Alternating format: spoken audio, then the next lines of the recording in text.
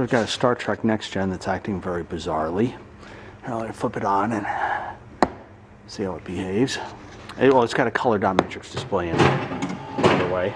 Just so you know. Alright, so it's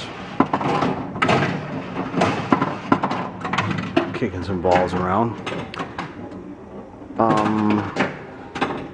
Space, the final frontier. These are the voyages of the Starship Enterprise.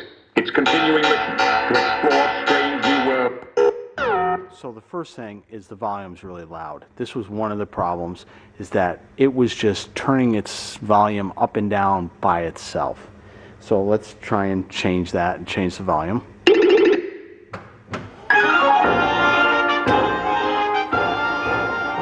Some reasonable level.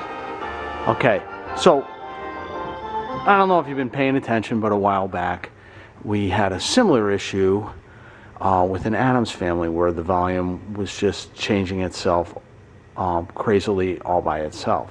Though it seems to be behaving properly now, let me just say that this is a temporary thing. It'll start to spaz out shortly. I hope to get it on video, but I pretty much know what the problem is. We talked about this with an Addams Family, and it's the 12-volt supply.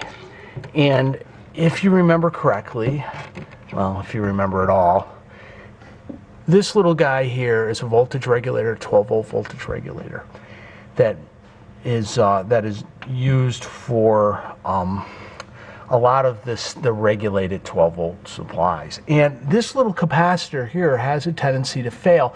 Now I know it may not be easy to see, but I can see underneath the cap there is like a slight discoloration around the circuit board right at the base of the C2 capacitor.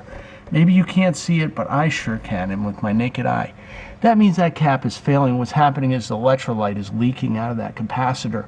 And this will cause the wacky behavior like the changes in volumes that we saw on that Addams Family that I did not too long ago. So this is a similar thing. So all we're going to do is pull this board out. This is the driver board. And replace this cap, and we should be good to go. Get the board removed and on my workbench, and yeah, you can see, I can see the little crustation right along the base of the capacitor on the board. I'll pull this cap out, and I'm sure it'll be really much more obvious, but I could see it with it installed in the game. This is a telltale sign that that capacitor has failed, and again, you get this weird behavior. Anything that uses regulated 12 volts, like the volume, automatically changes the volume up and down. The optos will go crazy, all kinds of weird behavior. Sure enough, you can see the electrolyte, how it's leaked, and the bottom of the capacitor is just imploded. So yeah, and you know, electrolyte can be so abrasive too that it can break the trace there. I'll have to clean this up with a little sandpaper and make sure that the traces between the plated through soldered holes right here and the traces that follow to it, both here and over there, are in good shape. You can see, you know, how the electrolyte really can eat away at the trace, like right there. Also right there. A new cap installed. So how did I fix those broken traces? Well, pretty easy actually.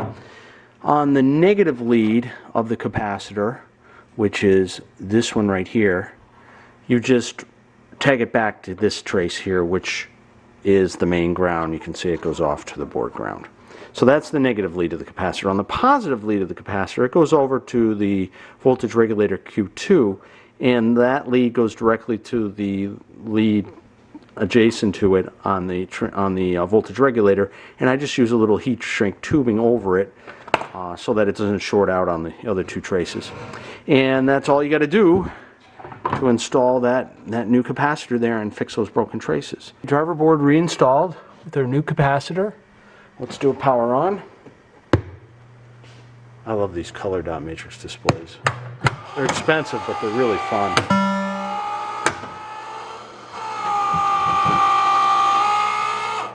And it seems like we're ready to go now. No crazy volumes. I love that color display. That just looks so cool.